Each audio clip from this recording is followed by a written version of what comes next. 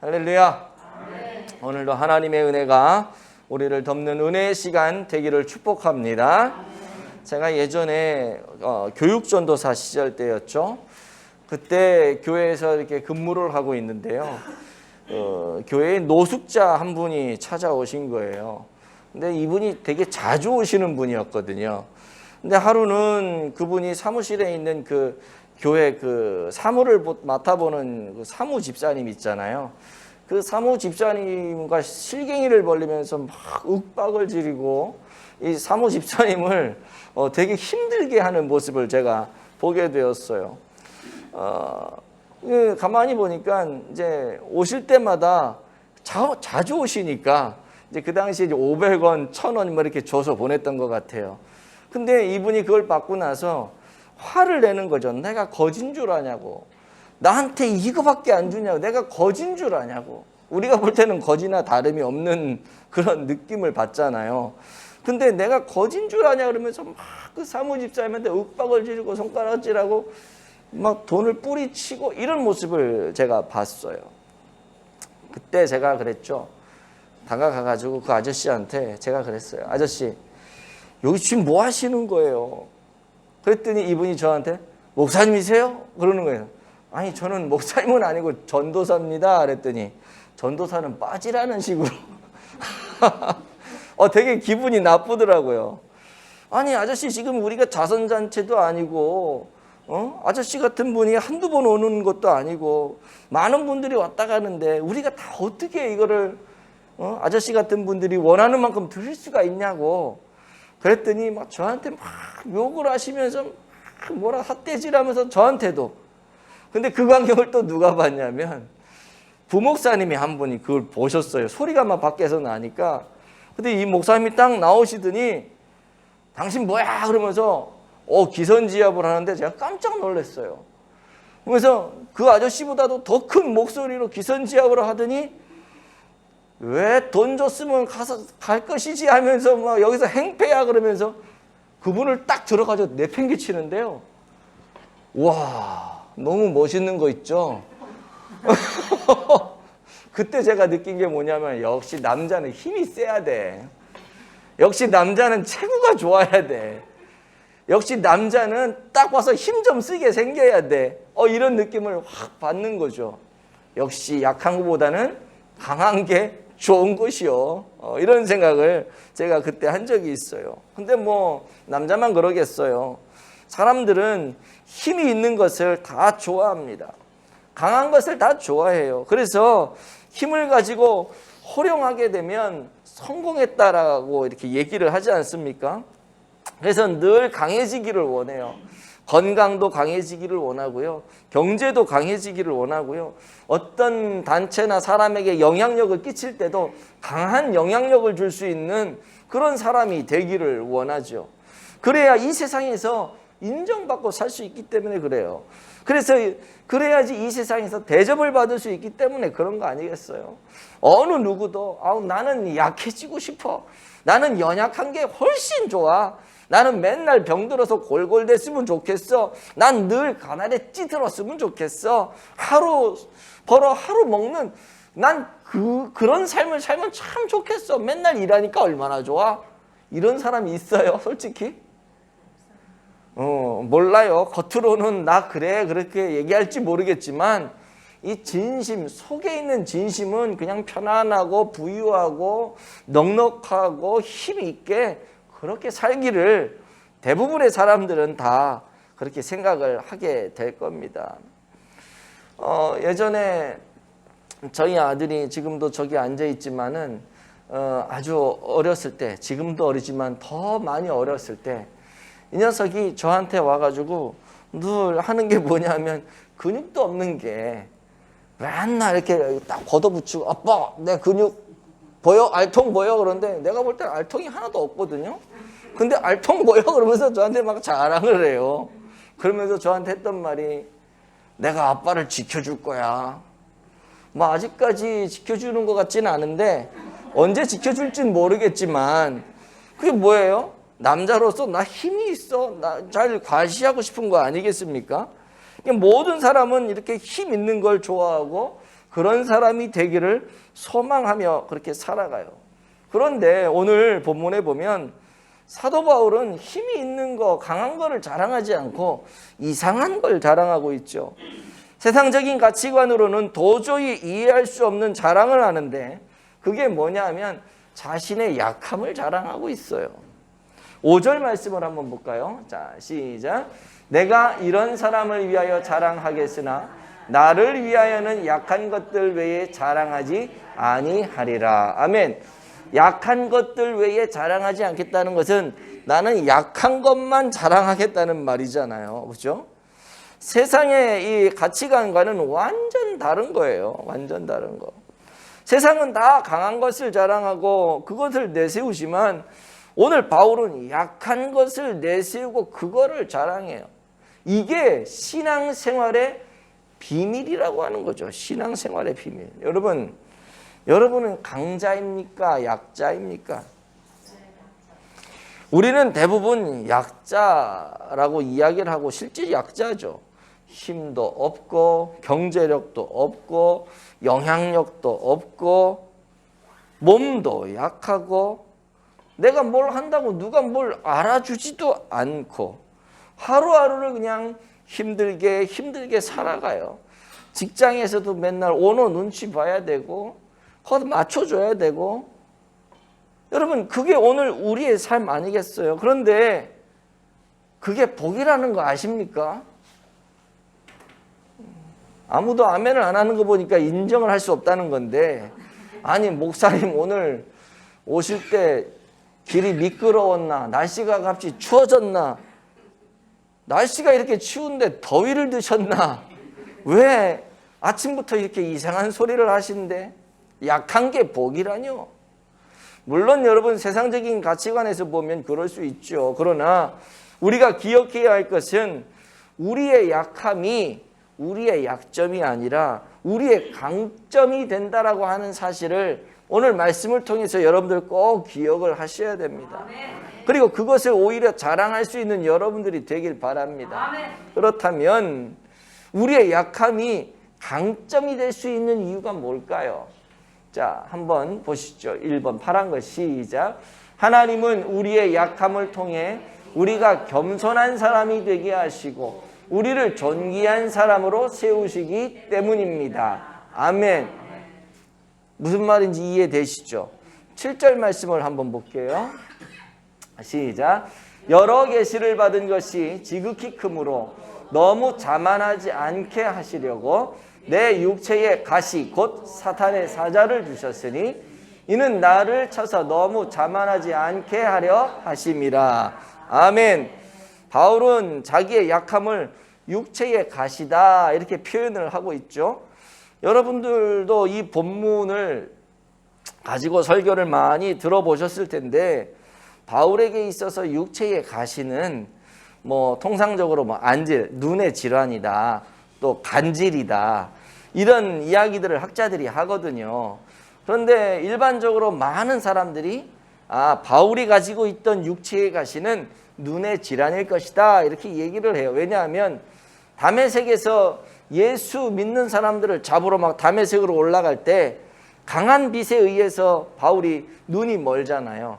그때 그 충격이 엄청 커서 평생 이 안지를 갖고 살았을 것이다 라고 추정을 하게 되는데요. 어쨌든 간에 평생 살면서 이 안질 때문에 고생을 했다는 거죠.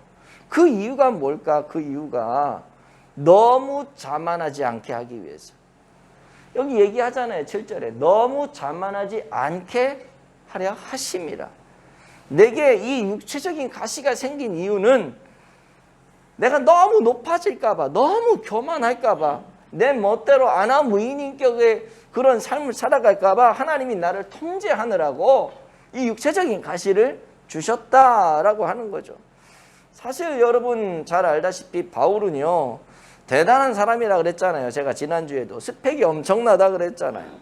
세상적으로 볼 때는 하늘 높은 줄 모르고 막 올라가고 세상 말로 날뛰는 그런 사람일 수 있었거든요. 율법에 관해서도 최고의 그 어떤 가문, 가말리엘이라고 하는 문화에서 공부를 했던 사람이고요. 율법으로 볼 때 바리새인이었고 흠이 없는 자라고 지난주에 말씀드렸잖아요. 로마 시민권자였어요. 혈통으로는 왕족이었어요. 그가 가진 조건, 그가 가진 스펙은 과히 자랑할 만한 그런 조건이었습니다. 주의 일을 할 때도요, 목숨을 걸고 사명을 감당했던 사람이 바울이잖아요. 그래서 일을 제대로 못했던 마가를 막 책망하고, 전도 여행 떠날 때 마가 너 안 데려갈 거야. 심지어 예수님의 수제자인 베드로에게까지도 처신을 잘못한다고 하면서 베드로를 면책하고 질책할 정도의 사람이 누구였냐면 바울이었단 말이에요. 굉장히 영향력이 있던 사람이었습니다. 육체적인 것뿐만 아니라 우리가 오늘 읽지는 않았지만 1절부터 4절 사이에 보면은 그런 이야기들이 있어요. 본문 2절에 보면 셋째 하늘까지 다녀온 사람. 하늘이 1층천, 2층천, 3층천 이렇게 있다 그러는데 세 번째 하늘까지 다녀온 사람이 바울이라고 하는 겁니다. 이건 뭐냐면 영계, 영적인 세계를 경험하고 왔다는 그런 의미거든요. 바울은 육적으로나 영적으로나 어디 하나 빠지는 사람이 아니었어요. 그는 자랑할 만했고 높아질 만했고 어디서든지 칭찬받고 존경받을 만했던 그런 사람이었습니다. 그래서 하나님은 그가 자고해질까 봐, 막 높아질까 봐, 한없이 높아질까 봐 그를 겸손하게 하시기 위해서 그에게 육체의 가시를 허락했다. 지금 성경이 그걸 말씀하는 거죠. 그런데 왜 하나님이 그에게 약함을 주시고 가시를 주셔서 겸손하게 만들려고 했을까요? 너 너무 잘났으니까 한번 비참함도 경험해봐라. 그래가지고 막 비참하게 만들려고 그렇게 했을까요? 아니죠. 오히려 그를 겸손하게 해서 하나님이 그를 세우심으로 진짜 존귀한 사람을 만드시기 위해서 그를 겸손하게 했던 것입니다. 잠언에 보시면 18장 12절을 한번 보도록 하죠. 시작. 사람의 마음의 교만은 멸망의 선봉이요 겸손은 존귀의 길잡이니라. 아멘. 잠언에 이런 말씀이 있어요. 교만은 멸망의 선봉이고 겸손은 존귀의 길잡이다.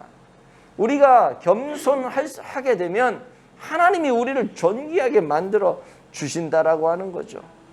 그런데 그것을 모르고 있던 바울이 여러분 이 자기 몸에 있는 육체적인 가시를 제거하기 위해서 얼마나 노력했겠어요.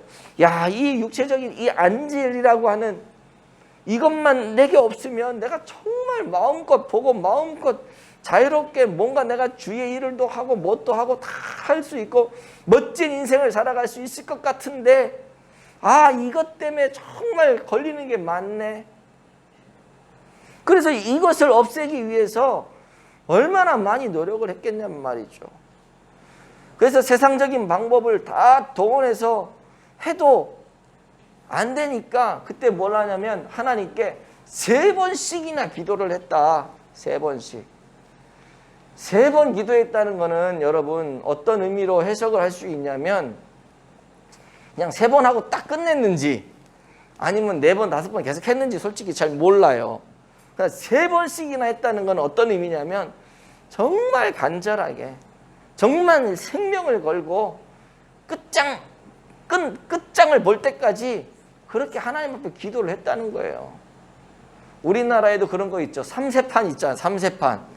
한 번에서 끝나는 게 아니고 2번, 3번. 3번까지 했으면 내가 할 만큼 했다는 거 아닙니까? 그런 의미로 이걸 해석을 해야 되는데 내가 하나님한테 할 만큼 기도했다는 거예요. 그랬는데 결과는 어때요? 그 육체의 가시가 없어졌느냐? 안 없어졌어요. 내가 할 만큼 기도하고 할 만큼 부르짖고 했는데 육체의 가시가 안 없어졌단 말이에요. 결과는. 그 이유가 뭘까? 너 바울이 아무리 해도 나 하나님이 허락하지 않으면 안 되는 거야. 네가 하나님을 넘어설라 그러지 마. 하나님이 그걸 통해서 바울을 또 낮추시고 겸손하게 하시고 나 바울은 하나님 손안에 있는 인생이구나 라고 하는 걸 또 깨닫게 하시고 그래서 자기를 또 겸손하게 하시고 그렇게 겸손하다 보니까 내 인생의 주인, 내 삶의 주인 내가 아니었구나. 내 인생의 주인, 내 삶의 주인은 내가 아니라 하나님이셨구나. 이거를 깨닫게 하기 위해서. 이거를 깨닫고 나니까 하나님이 바울을 존귀하게 높이시는데요. 어마어마하게 존귀하게 해주시고 어마어마한 하나님의 일을 감당하게 해주시고 그래서 지금도 우리가 바울 그러면 야 신약의 최고 사도 지금도 이렇게 얘기하고 있는 거잖아요. 예수님 다음으로 이런 이야기를 우리가 할 수 있는 건 뭐냐? 바울이 그렇게 약하고 그래서 겸손해졌던 사람이기 때문에 하나님이 그를 높이셨기 때문에 우리가 지금 그렇게 인식하며 살아가고 있다는 거죠. 여러분 우리 안에 육체의 가시가 있습니까? 오늘 여러분들 안에 어떤 질고가 있고 어떤 아픔이 있고 어떤 경제적인 문제가 있고 자녀의 문제로 인한 가시, 관계의 문제로 인한 가시, 뭐 돈이 없어가지고 당하는 그런 가시, 그런 고통, 어려움, 수많은 많은 어려움들이 여러분의 삶의 환경 가운데 있을 수 있죠. 그래서 난 진짜 나는 안 되나 보다. 난 진짜 약한가 보다. 나는 정말 별 볼 일 없나 보다. 그런 생각이 혹시 여러분 드십니까? 하나님은 여러분이 생각하는 그 약한 것을 통해서 여러분을 낮추시고 여러분이 존귀하게 만드는 것이 아니라 하나님이 여러분을 존귀하게 만드심으로 하나님의 사람으로 위대하게 쓰시려고 그 육체의 가시를 주었다라고 하는 사실 오늘 꼭 기억하면서 이 약함 때문에 하나님 앞에 감사할 수 있는 성도가 되어지기를 축복합니다. 아멘. 두 번째는요. 한번 보도록 하죠. 약함이 강점이 될 수 있는 이유가 뭐냐면 두 번째 시작. 우리의 약함을 통해서 하나님의 강함이 나타나기 때문입니다. 아멘. 9절 말씀을 한번 보도록 하겠습니다. 시작. 나에게 이르시기를 내 은혜가 내게 족하도다. 이는 내 능력이 약한 데서 온전하여짐 하신지라. 그러므로 도리어 크게 기뻐함으로 나의 여러 약한 것들에 대하여 자랑하리니 이는 그리스도의 능력이 내게 머물게 하려 함이라. 아멘, 아멘. 자, 여기 보시면은요, 이는 그리스도의 능력이 내게 머물게 하려 함이라. 주님 말씀하시기를요, 주님의 능력은 내가 약할 때 온전해진다. 이렇게 지금 말씀하고 계신 거예요. 온전해진다라고 하는 것은 완전해진다. 이런 뜻인데, 내가 약하면 약할수록 내 안에 있는 그리스도의 능력이 강하게 나타난다는 거죠. 특별히 이 9절 끝에 지금 보시면 능력이 머물게 한다. 그리스도의 능력이 내게 머물게 한다 그랬는데 머문다라고 하는 거는 그냥 내 안에 집을 짓고 살아간다는 뜻이에요. 그냥 거기 잠깐 왔다 나그네처럼 지나가는 게 아니고 아예 내 집을 짓고 그냥 거기에 그냥 탁 눌러 앉아 산다는 거죠. 주님이 내 안에 들어오셔서 거기다 집을 짓고 그냥 살아가신다면 여러분 내 안에서 나타나는 게 주님의 능력 아니겠어요? 그렇죠? 때문에 우리가 인간적인 눈으로 봤을 때 약하다고 해서 한탄할 이유가 전혀 없는 것입니다. 오히려 내 안에 있는 예수 그리스도의 능력이 나를 주장하고 그분의 능력이 나를 통해 온전하게 드러나진다면 결국 내가 강자가 되는 거잖아요. 예수 그리스도의 능력이 나를 통해 나타나고 나를 통해 역사하고 나를 통해 빛을 발하기 때문에 나의 약함이 오히려 강점이 된다는 것. 그래서 나의 약함을 자랑할 수 있는 거예요. 우리 성도들은. 제가 사역을 하면서 가장 부러워했던 사역자가 한 명 있어요. 한 명. 딱 한 명 있는데 그분을 보면은요. 뭐 저보다 잘생긴 것 같지도 않고 그렇다고 뭐 나보다 키가 뭐 조금 크기는 한데 뭐 한 1, 2cm? 별로 또 외모를 어쨌든 봤을 때 저보다 월등히 나아 보이는 그런 분은 아니었어요. 뿐만 아니라 뭐 옷을 입어도 아무리 좋은 옷을 입어도 그냥 뽀대가 별로 안 나, 내가 볼 때. 그리고 이렇게 외모를 보면 사람이 어리버리해 보이고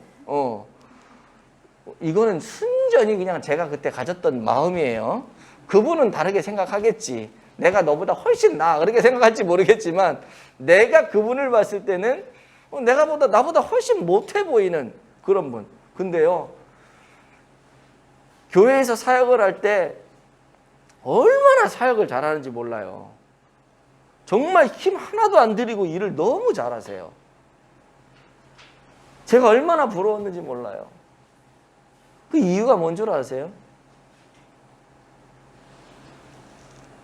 사람들이요, 저는 안 도와주고 그 목사님만 도와주는 거예요.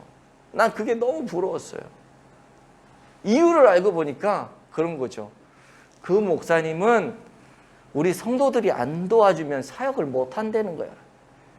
그래가지고 그 목사님 도와줘야 된다고, 그 목사님 도와줘야 된다고 다 그 목사님 도와줘. 근데 나는 성도들이 볼 때 저 이인호 목사는 딱 보니까 생긴 것도 그렇고 머리도 잘 쓸 것 같고 그냥 똘똘하게 생겼고 우리 없어도 지가 알아서 잘할 거야. 그래가지고 저는 하나도 안 도와줘. 저 부족합니다. 저 연약합니다. 여러분들이 안 도와주시면 저 아무것도 못합니다. 아무리 얘기를 해도 안 믿어. 에이, 거짓말하고 있네. 딱 보니까 잘하게 생겼구만. 그랬어요. 그래서 이분을 계속 도와주고 난 안 도와줘. 난 이게 얼마나 힘들었는지 몰라요. 심지어 어떤 교회에 있을 때는요, 몇 년 동안 그 교회 사역을 하면서 성도들에게 진짜 요만한 거 선물 하나도 못 받은 적이 있어요.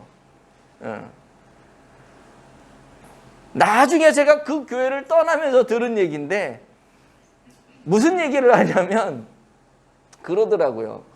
이인호 목사를 딱 보니까 뭘 선물을 해야 될지 모르겠다는 거예요. 하고 다니는 거 보니까 뭐 넥타이도 되게 비싼 거 매는 것 같고 양복도 뭐 1, 20만 원짜리 입는 것 같지가 않고 이거 자칫 잘못했다가 선물해 주고서도 욕을 먹게 생겼다는 거지. 그래가지고 사람들이 저한테 선물을 아예 할 생각을 못한 그런 교회도 있었어요. 여러분, 제가 지금 뭐 얘기하는 줄 아시죠? 내가 잘나 보이고 내가 멋져 보이고 내가 능력이 있어 보이고 그러면 사람들이 안 도와줘요. 하나님 앞에서도 똑같아요. 내가 잘났다 그러고 내가 똑똑하다 그러고 하나님 내 힘으로 한번 해보겠다 그러고 발버둥치고 나 강하다 그러고 하나님 도와주시겠어요? 하나님 앞에 하나님, 저는 죄인입니다. 난 아무것도 할 수 없어요. 난 너무나도 연약한 인생이에요. 난 건강도 부족하고 물질도 없고 세상에 영향력도 없고 주님의 일을 감당할 때 정말 아주 보잘것없는 그런 사람이 주님의 은혜가 없으면 나는 단 한순간도 살아갈 수 없는 그런 사람이 바로 저예요. 하나님, 저를 좀 도와주세요. 제게 은혜를 주세요. 나를 좀 강하게 사용하여 주세요. 이렇게 할 때 하나님이 그분을 사용하시는 거 아니겠어요? 나 잘났다 그러고 나 똑똑하다 그러고 걱정 안 해도 된다 그러고 도와주고 싶다가도요 그냥 빼버린단 말이에요. 여러분, 그래서 하나님 앞에 우리가 이렇게 약한 모습으로 살아가는 게 복이라고 하는 것입니다. 말씀을 맺을게요. 사도 바울은 세상의 가치관과는 달리 자신의 약함을 자랑하고 있죠.